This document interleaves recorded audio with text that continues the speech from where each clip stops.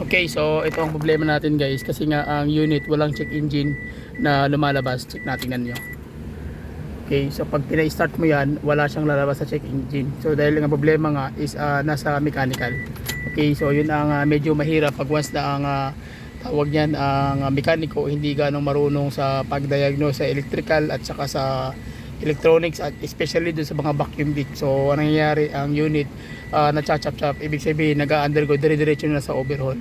So yun po yung mahirap dito at masaklap. Okay, so ang gagawin mo natin kailangan is mag-check tayo, magda-diagnose tayo, kumbaga yung vacuum leak, hindi lang yung hindi ka lang magdedepende doon sa hindi ka magdedepende doon sa check engine kung anong code lumalabas. Kailangan marunong ka rin mag-identify kung bakit walang check engine pero may code. Okay, tapos tawag niyan ano yung mechanical nga problema. So malalaman natin yan pag bubuksan natin yung makina. Makikita niyo kung ano ang kalalabasan doon. So tara, let's go.